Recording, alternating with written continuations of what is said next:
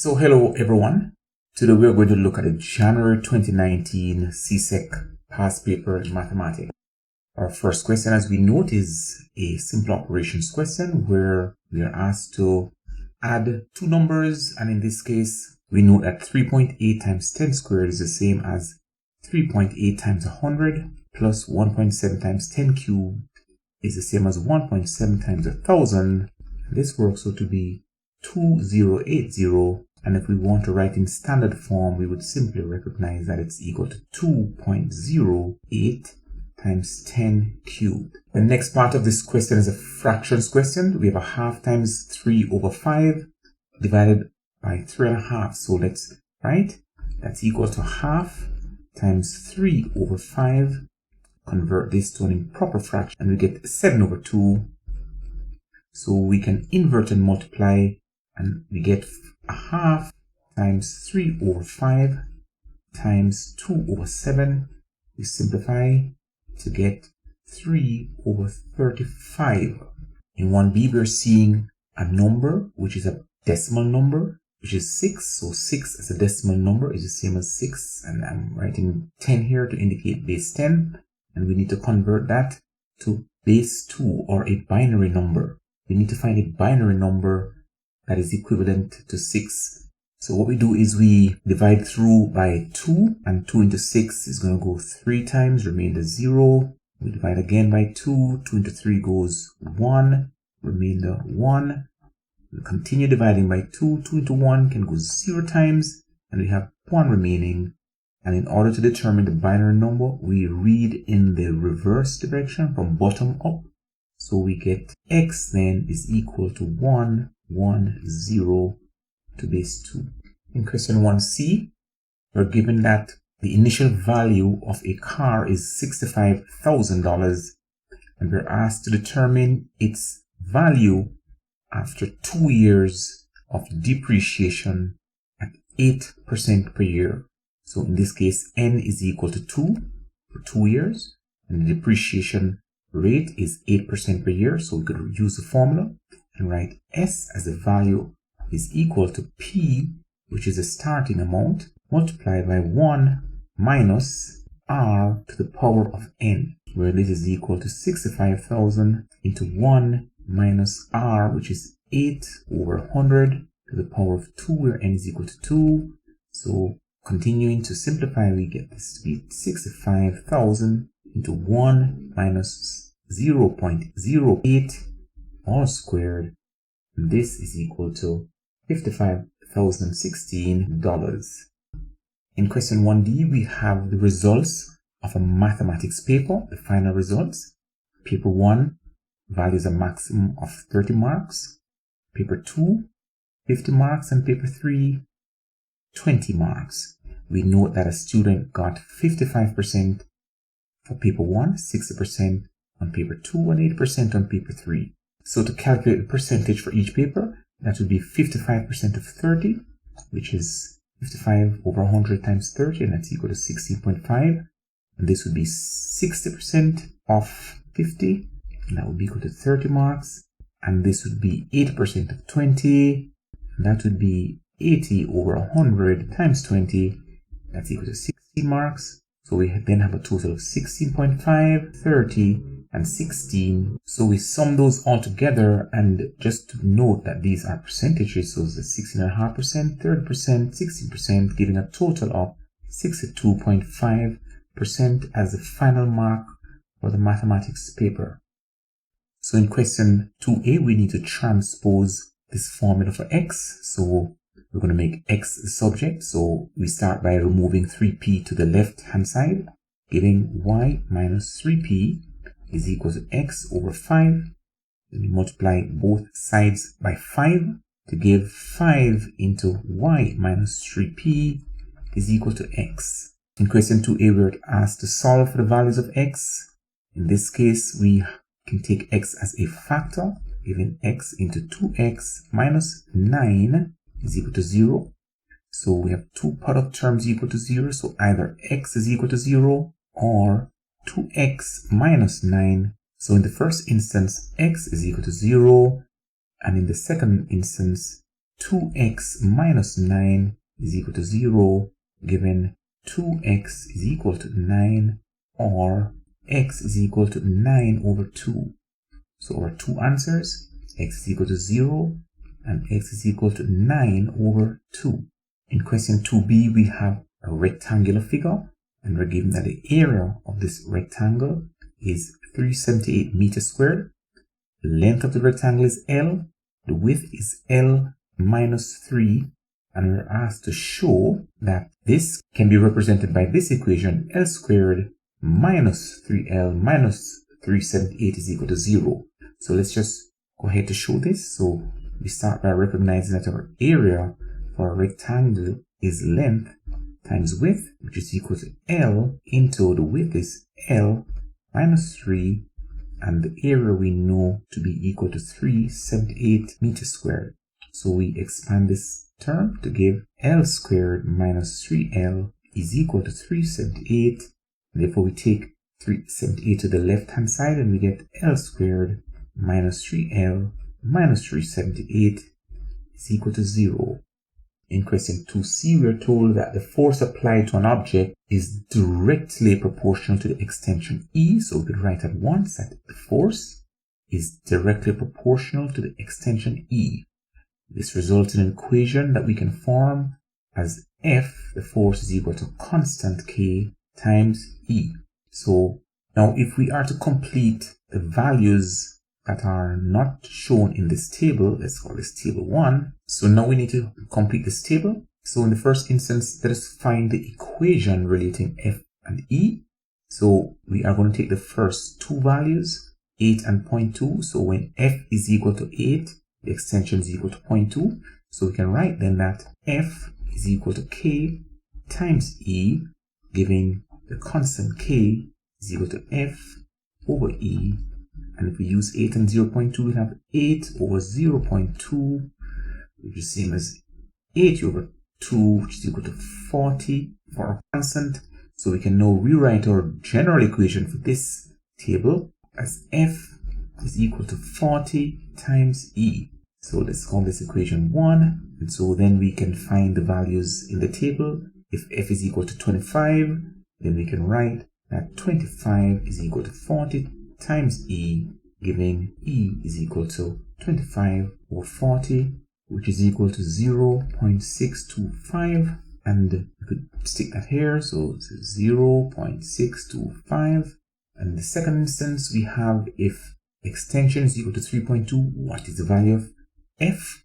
So we can write similarly that we know that F is equal to 40 times extension.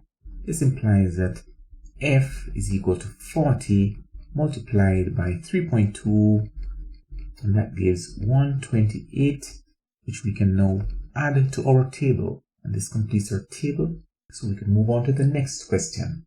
Okay, so for question 3a, we need to construct a triangle ABC, where AB is 5 centimeters, and two of the angles are 60 degrees and 90 degrees.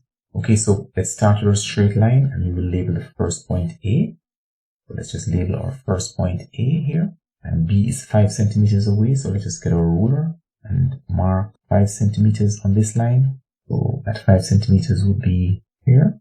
So our 5 centimeters is actually at this point. This is where B is. So now we need to identify the point C, but we know that BAC is 60 degrees, so we will need to construct a 60 degree at A. Let's proceed to do that.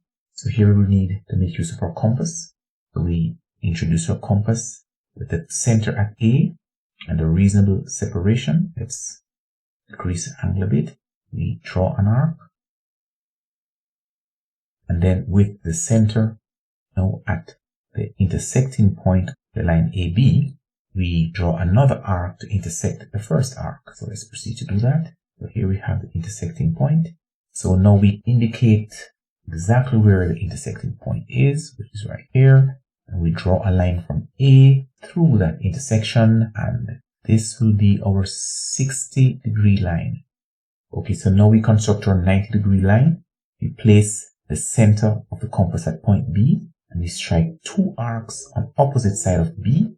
So let's strike the first arc this side, another arc on the opposite side. Get the first point as center, and we strike an arc above the point B. So let's do that. We first strike an arc above the point B, and then we move our compass to the opposite side of the line, and we locate the new center, and then we strike another arc to intersect the first arc. So this would be our intersecting point. So we could now move our compass out the way. Now we need to draw a straight line between the point B and the intersection. Let's identify the intersection. It's right here. So let's get a straight line between the point B and the intersection. And where the two lines meet is our point C. So let's label our diagram showing the 60 degree and the 90 degree. So this would represent our 60 degree. This, of course, is our 90 degree. Okay, let's move on to the next question. In question 3b, we're given a triangle, a right angle triangle, where the sides are shown as B, A, and C. So if we were to write an expression in terms of C, A, and B, we recognize this to be a right angle triangle, and therefore we can use Pythagoras to state that C squared is equal to A squared plus B squared. That's our first equation that results from this triangle. In part B of this question, we're asked to find an expression for sine of theta plus cosine theta. So we can write that sine of theta, where this is the angle theta, is equal to opposite over hypotenuse. So that's equal to A over C, plus cosine of theta is equal to adjacent over hypotenuse. So that's B over C. So that is our relationship for sine theta plus cos theta. We now need to show that given this information, we can demonstrate that sine squared theta plus cosine squared theta is equal to 1. Let's go ahead to recognize this. Well, sine of theta is A over C, so sine squared theta is A over C all squared, plus cosine theta is B over C, so cosine squared theta is B over C all squared. So we can expand these two to give A squared over C squared plus B squared over C squared, and that becomes A squared plus B squared all over C squared. But if you note from equation 1, let's note it here, A squared plus B squared is also equal to C squared. So we can write that this is equal to C squared over C squared, and that is equal to 1, which is what we set out to show. In question 4a, we're shown a function h of x, and we're asked to determine the value of x, which would make this function undefined. Now, a function is undefined if the denominator of that function is equal to 0. Therefore, the denominator is 5 minus x, so let's equate that to 0. So we get 5 minus x is equal to 0. This would make the function undefined, and therefore x is equal to 5, which is the value of x, which would make this function undefined. In part 2, we're asked to develop an expression for the inverse of h of x, written as h to the minus 1 of x. So we need to find an expression for this. So let y is equal to h of x, and we can rewrite as y is equal to then 2x plus 3 over 5 minus x. We now need to interchange or swap the values for x and y. So we change this to x. We have x that is equal to 2y plus 3 over 5 minus y. So we have changed both values of x to y and the value of y to x. So this is what we did here. We interchanged x and y. So now that we have interchanged x and y, we need to solve for y or transpose for y. So we can rewrite that x is equal to 2y plus 3 over 5 minus y. So we cross multiply. We get x into 5 minus y is equal to 2y plus 3. 5x minus xy is equal to 2y plus 3. And we collect terms in y. So we bring the 3 across. And we get 5x minus 3 is equal to 2y plus xy, giving 5x minus 3 is equal to, simply take a factor of y here. We have 2 plus x. Then we divide both sides by 2 plus x to give y is equal to 5x minus 3 over 2 plus x. Moving on to the next part of the question. Here we have a graph which intersects the y-axis at 0, 4 and intersects the x-axis at 5, 0. So let's refer to this as point 1 and we call this point 2. So we can now go ahead to find both the gradient of this line and the equation for this line. So let's first find the gradient. Let's refer to the gradient as m. So if we have m is equal to y2 minus y1 over x2 minus x1. These are the values of x and y at the reference point. So this is point 1. Therefore, x1 is equal to 0, y1 is equal to 4. Similarly, at point 2, so let's write x2 is equal to 5 and y2 is equal to 0. So we substitute in the gradient equation, giving m is equal to y2 minus y1, which is 0 minus 4. x2 minus x1 is 5 minus 0, which gives negative 4 over 5. Now the equation of this line in its general form is y is equal to mx plus c, where m is the gradient, we just found that, and c is the y-intercept, which is where the line intersects the y-axis. And we can clearly see it intersects at the point 4. Therefore, we can write immediately that y is equal to negative 4 over 5x plus 4. So this is our equation. Part 2 of this question is asking us to find the equation of the line which is perpendicular to this line. Let's call this line 1. So we should find another line, let's call it line 2, which is perpendicular to line 1 and passes through the point 2. So let's just make a sketch so we could see what it is we're doing. So it's a perpendicular line that passes through this point. So this would be right angle here. And we'll refer to this one as line 2. So in order to find the equation for line 2, we need to find the gradient of line 2. And we also need to find the y-intercept for line 2. So first, let's find the gradient by recognizing that there is a relationship between the gradient of line 1 and line 2 because they're perpendicular. So for convenience, let us call this first gradient m1 to refer to line 1. Let's just change the name or the label to m1.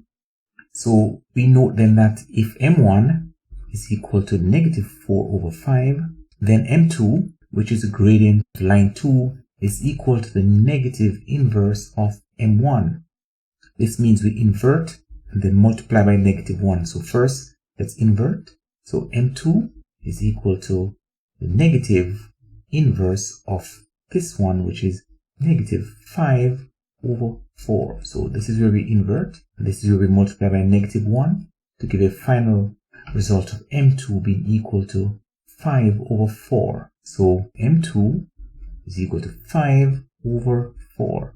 Now for the intercept, let's rely once more on the general equation, which is y is equal to mx plus c, where in this case we're going to find the coordinates of one point on line 2 and replace those coordinates with x and y. So we note that at this point we have x and y being equal to 5, 0. So we could write that y is equal to 0, m is equal to 5 over 4, and x is equal to 5 in this case, plus c, and that should give us an equation that we can use to find c.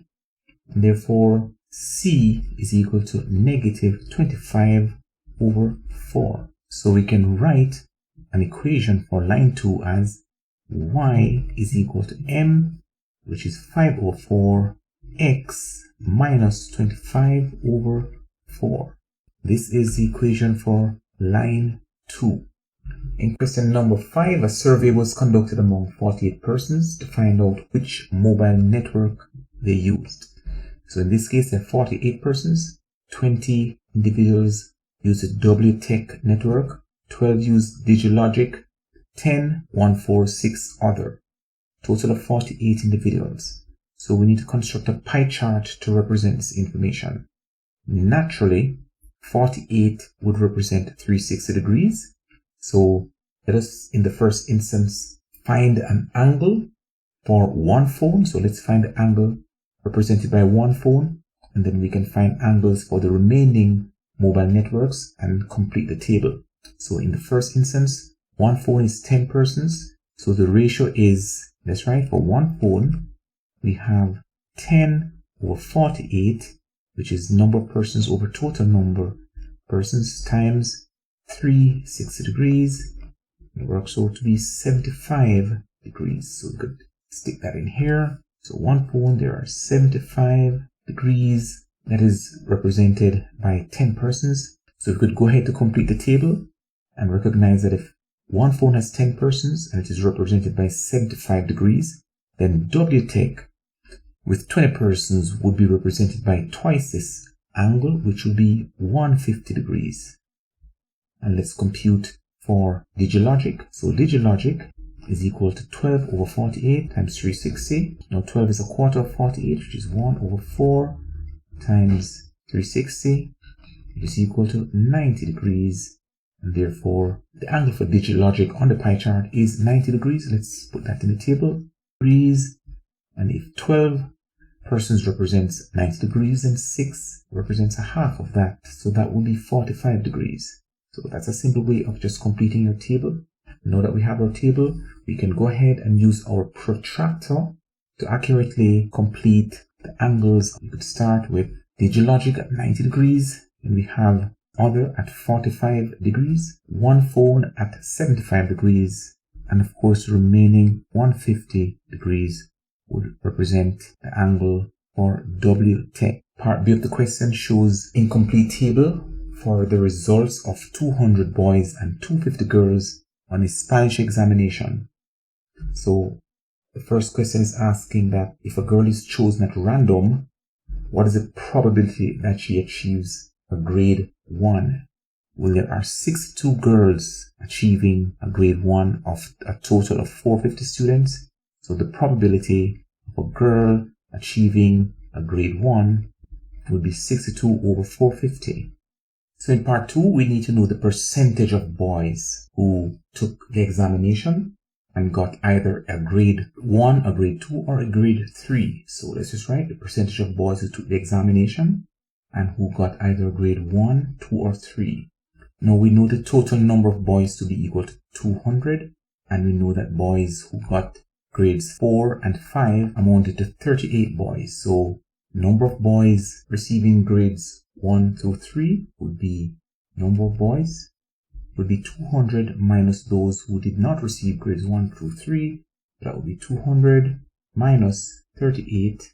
That would be 162 boys who got grades 1, 2, or 3. Therefore, percentage of boys is equal to 162 over 200. That is equal to 81%.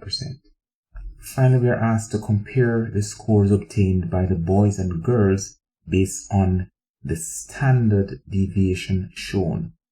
Well, let's recall that standard deviation measures the spread of the values around the mean, and therefore for the girls, we note that if this is a mean or the average, the spread compared to the boys is much narrower. So the boys would represent a much wider spread above the mean, and therefore the girls, and this one represents the spread for the boys, which is indicated by the standard deviation. So the girls had a better performance. So in question 6a, we are shown an open cylinder, and we're asked to draw the cross section of this cylinder. And if you notice on the right, I have shown the cross section of this cylinder. To view a cross section of this cylinder, imagine that you're standing above the cylinder and looking down. Here you would see clearly the internal radius 14 centimeters, the external radius 15 centimeters, indicating clearly that the thickness of the cylinder is 1 centimeter. The height of the cylinder is also given as 120, which means that if the thickness is uniform throughout, then it means that the thickness at the base of the cylinder would also be 1 centimeter. Our first task then is to find the internal volume of the cylinder, and here we note that volume is equal to area times height, where in this case our area is pi r squared times height, which in this case is 120 minus the thickness, so that would be 119. And if we take pi to be 22/7, that would be 22/7 times 14 squared times 119, that is 73,304 centimeter cube is our internal volume. Now our next task is to find the volume of material that is used to make this tank. So to find the volume of material used, that's right, and that would be equal to our external volume minus our internal volume, where external volume is pi r squared h, where h in this case is the total height 120. The external volume would include the external radius, which would be 15 squared, so that's 22/7 by 15 squared times 120, and that gives 84857.14 centimeter cubed. So the volume of material then is external volume minus internal volume, so we write volume of material, external volume minus internal volume, and that works out to be 11,553.14. The third part of the question states that if the density of the material is given as mass over volume, we should determine the mass of the material used to make this cylinder, given that the density is given as 2.2 grams per centimeter cubed, and we note then that based on this formula, our mass is equal to the volume of material multiplied by the density. So that would be 11,553.14 times density of 2.2, giving our mass to be equal to 25,416.9 grams, which is 25.42 kilograms. So in question 7a, we are given a series of figures, and figure 4 has been drawn here. Next, we are shown a table and asked to study the pattern carefully. And we note that if this is a figure number, and we refer to that as n, so when the figure number is equal to 1, we know that the number of lines L is 1 plus 2 plus 2. We go to the next figure. When it is equal to 2, we know that it is equal to 2 plus 2 plus 4, and we continue like this. We observe immediately that the figure is represented by the first digit. So, for example, for figure number 6, we note that this would then be equal to 6. We also note that the second number is equal to 2. That does not change. And we note that the third number is actually 2 times the figure number. So it's 2 times 3 equals 6, 2 times 2 equals 4. So this would be 2 times 6 is equal to 12. We also note that we could continue like this and establish a formula in terms of n for lines. So we could write lines would be n plus 2, which does not change, plus 2 times n seems to be the pattern that we're seeing here. Over on the perimeter side, we know that to go from 5 to 8, that would be a difference of 3. From 8 to 11, it's a difference of 3. So we are increasing at a rate of 3. So we can establish immediately that the perimeter is equal to 3 times the figure number plus a constant. So 3 times 1 is 3. So we need to add 2 to get to 5. Similarly, 3 times 2 is 6. We add 2 to get an 8. So we can see clearly that the perimeter is then equal to 3 times the figure number. In this case, it's 6. And we add 2 to get the final answer. So 3 6 is 18 plus 2. So that would give us the value of 20 for this particular row. And the general formula we could write immediately as 3 times n plus 2, which is what we've established here. Lastly, let's fill in this last item on the table.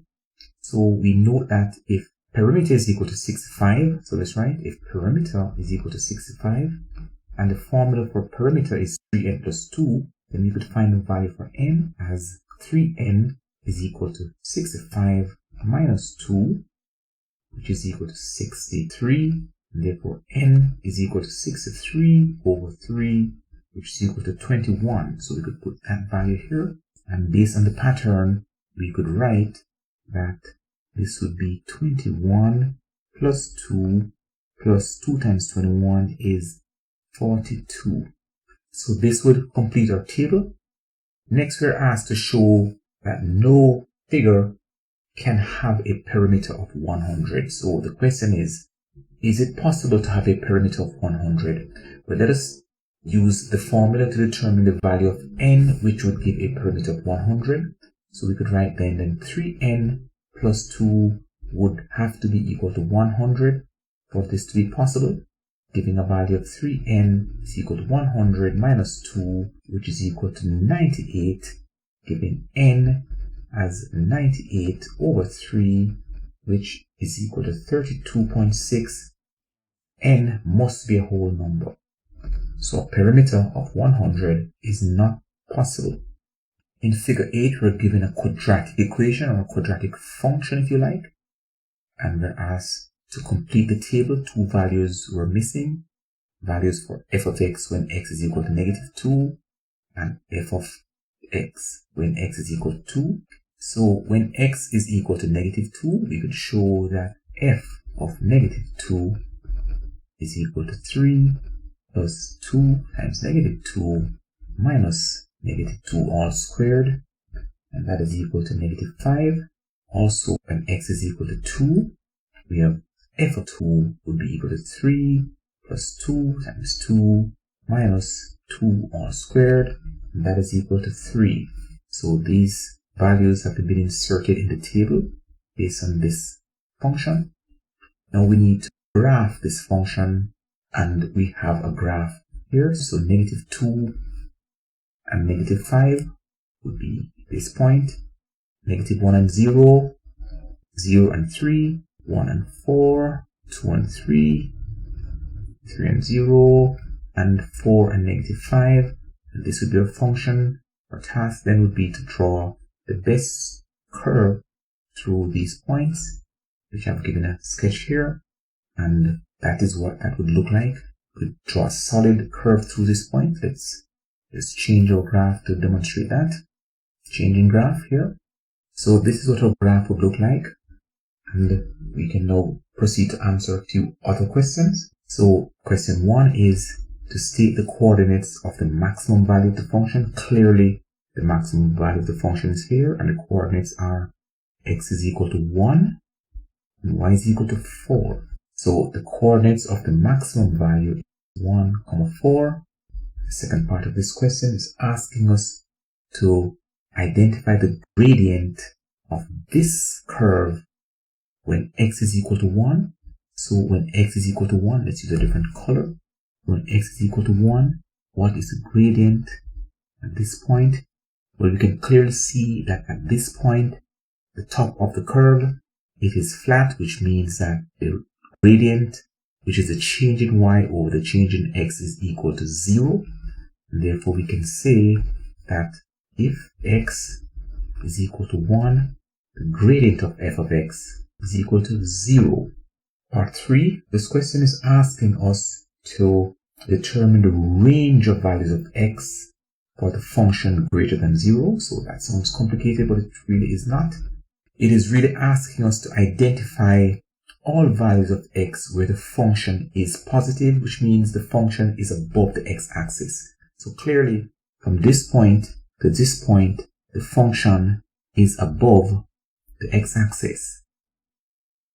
So between negative 1 and 3, the function is above the x-axis. So the range of values of x then can be written as negative 1 would be less than or equal to x, which is less than or equal to 3, which simply means that the range of values of x is between negative 1 and 3. So we could draw it here as well to show this is our range between negative 1 and 3. In question 8b, we're told that Mr. Jones makes bottles of juice and cakes. His first condition is that he can make no more than 15 cakes, and he should make at least 20 bottles of juice. So let us write an inequality to represent these two conditions. The first inequality is that he should make at least 20 bottles of juice, and at least here means greater than or equal to. So if X represents bottles of juice, then X should be greater than or equal to 20, that's right. And if Y represents the number of cakes that he's going to make, then Y should be less than or equal to 15. Now the question goes on to say that Mr. Jones has another constraint. He has only $163 available each day for juice and cakes. So to write an inequality to represent this information, we need to find the cost of a bottle of juice and the cost of a cake. So if X represents the number of juice that he will make, then the total cost of making juice on that particular day would be 3.5x. And if Y represents the number of cakes made at $5.25 per cake, then the total cost for cakes on that day would be 5.25Y. Therefore, we note then that the total cost of the ingredients should be less than or equal to the amount of money he has available to make cakes and juice, which is 163. So we can write then that 3.5x plus 5.25y should be less than or equal to 163, which is the amount of money available to spend on these ingredients. So this is our third inequality. Finally, the question is now asking us to determine whether or not Mr. Jones can make 50 bottles of juice and 12 cakes in any one day. So is this possible? Now we know that 50 bottles of juice would cost 50 times 3.5 or $175, and 12 cakes would cost 12 times 5.25, which would be $63, giving a total of $238, which is clearly in excess of his daily budget. So we can say not possible with a daily budget of 163. So move on to the next question. So in question 9a, we have a problem in circle geometry, and we're asked to find three angles, PTR, TPQ, and POR. Let us find these angles in turn. So to find angle PTR, first let us identify angle PTR, which is PTR of this angle. So we note immediately that PTR is equal to PVR, that's right.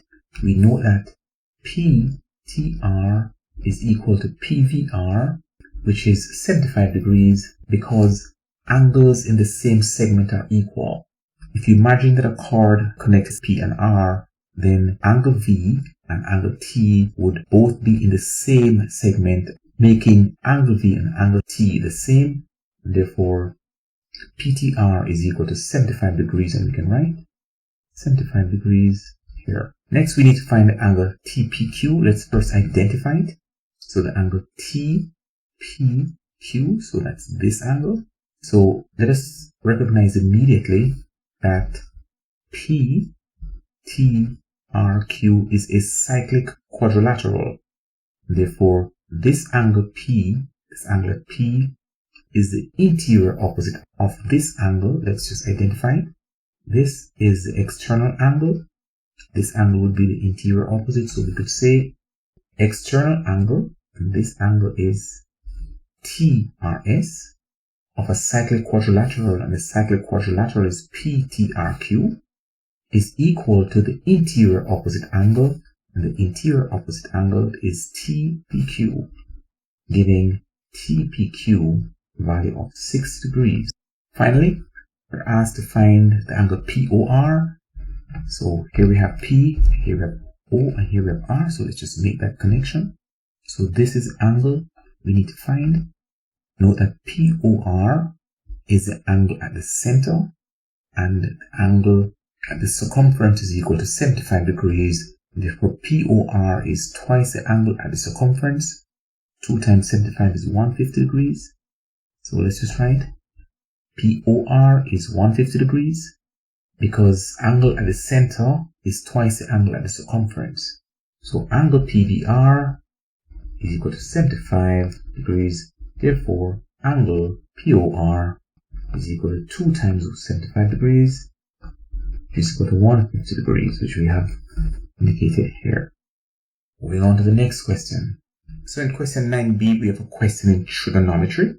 And here we have a case where we have a person standing on the top of a cliff. So that person is standing right here. And that person observes two ships, S2 and S1, at angles of depression of 12 and 20 degrees respectively. So the height of the cliff, which we'll call H, and the distance between T and S2, we could call this one S2. The distance between T and S1, we could call this one S1. And based on alternate angles, we know that if this is 12 degrees, then the alternate angle would be also 12 degrees. And this we could also see to be the alternate angle of this angle. So this is also 20 degrees. So given that that's the case, we can note that angles on a straight line add to 180. Therefore, this is 20. And this is going to be 160 degrees. And we are just adding the bits of information that we have. So here we have 160 degrees, 12 degrees. So this angle is going to be 8 degrees. Now we're asked to find the length from T to S2, which I've called S2, given that the length between the two ships, 110. So now we can find the length between T and S2. If we take this length to be S2, we can state that S2 over the sine of 160 degrees is equal to 110 over the sine of 8 degrees. Let's write this equation. And we now transpose for S2. Sine of 160 degrees over sine of 8 degrees times 110 would give us a value for S2. That works out to be 270.3 meters. So S2 is 270.3 meters. That's our first task. The second task is to find the height H. That's this distance here, T to B. Well, we can easily see that if this is a right angle triangle and we know the hypotenuse S2 and we know the angle, then we can use the sine ratio to find the height of this tower or this cliff.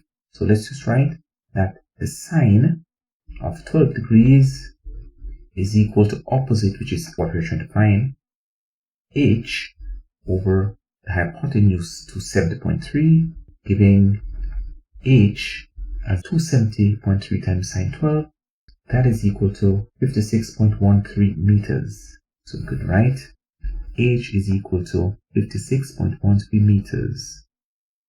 Okay, so in question 10a, we're given three matrices and we're asked to give reasons why P is either singular or not singular. So a matrix is singular if its determinant is equal to 0. So let's write.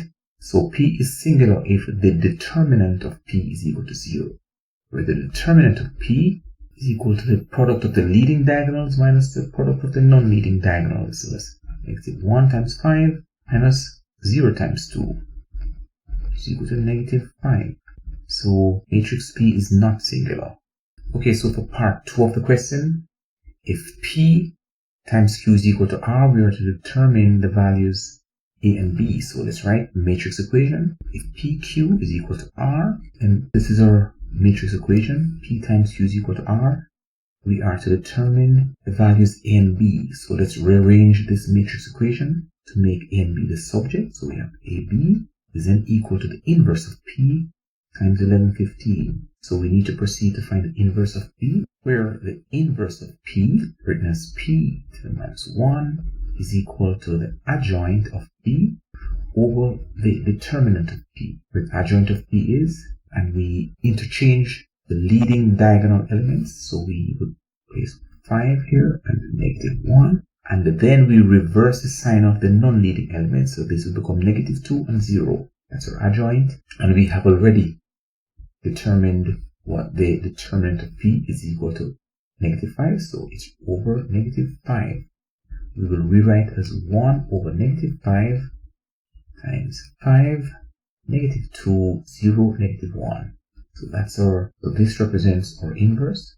And therefore we can write that AB is equal to 1 over negative 5, 5 negative 2, 0 negative 1 times 1115, which is equal to 1 over negative 5, 25 and negative 15, which is equal to -5 and 3, giving A is equal to -5 and B is equal to 3.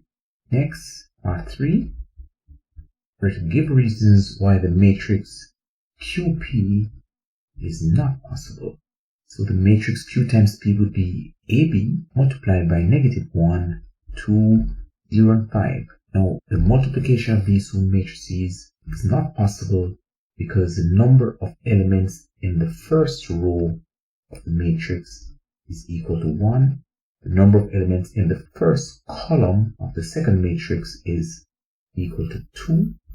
Therefore, QP is not possible because the number of elements in row 1 of Q, which is this matrix, which is equal to 1, the number of elements is equal to 1.